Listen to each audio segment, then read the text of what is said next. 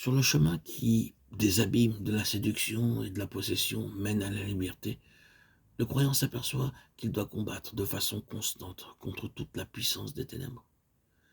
Car l'œuvre d'affranchissement qui s'est faite en lui a révélé les profondeurs de haine et de méchanceté déployées par Satan et ses légions d'esprits mauvais. Il comprend qu'il lui faut toujours combattre contre toute possession possible de son être par les esprits mauvais, combattre contre toute leur œuvre. Enfin, combattre contre la séduction et la possession chez les autres, pour ne rien dire de cette lutte quotidienne à soutenir contre les assauts dont il est l'objet, sans qu'il donne prise à l'ennemi sur lui en quoi que ce soit. Le croyant affranchi de la possession naît à la guerre, à la vie de combat. Il est obligé de combattre pour garder sa liberté, tout comme l'enfant qui vient de naître doit respirer pour conserver la vie. De même qu'il y a une naissance à la vie physique, de même il y a une naissance, un enfantement du combattant qui s'accomplit au sein de la souffrance entraînée par l'œuvre de délivrance de l'esclavage de Satan.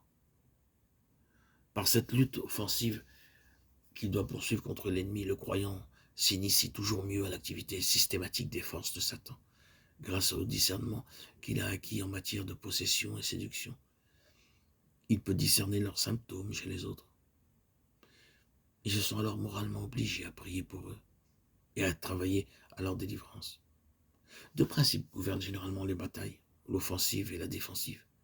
Et ce qui est vrai des guerres que se livrent les hommes entre eux s'applique aussi à la guerre contre les puissances surnaturelles du mal. L'armée qui attaque doit avoir au préalable assuré la défensive.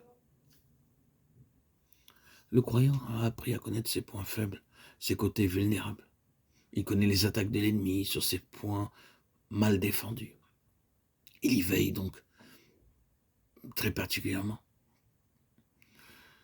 Il constate que les moindres attaques, celles qu'autrefois, avant qu'il ne fût séduit et possédé, il ne ressentait même pas l'accablement. Aujourd'hui aisément, et ils lui font perdre son équilibre spirituel. Il est donc toujours sur ses gardes, toujours prêt à parer aux attaques directes.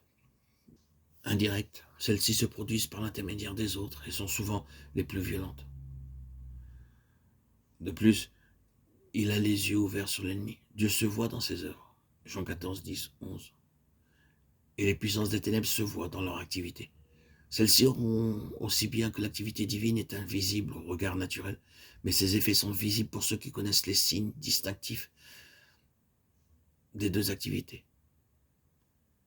Étant guéri de la possession, il sait maintenant que bien des choses attribuées généralement à la souveraine puissance de Dieu résultent en réalité de l'activité infernale des princes des ténèbres. Il sait que la grande cause de l'apathie et du sommeil léthargique de l'Église est satanique, et qu'une forte proportion de ce qu'on attribue généralement au péché ou à la mauvaise nature résulte uniquement de l'activité directe des esprits du mal. Il combat donc ces doctrines qui font remonter à Dieu les agissements de Satan dans le monde. Ces anciennes croyances sur ce point spécial sont tombées à terre. Elles se sont effondrées comme autant de théories acceptées sans avoir été prouvées. Et il possède maintenant une théologie purifiée et une vraie démonologie. Il est devenu pratique au premier chef. Dieu est pratique, le diable est aussi. Et le chrétien doit l'être à son tour pour seconder l'action de Dieu contre Satan. Par les évangiles, il voit que la grande arme du Seigneur pour détruire les œuvres du diable, c'est la prière. Lui aussi se consacre à la prière, puisqu'elle est l'arme par excellence dans le combat où il se trouve engagé.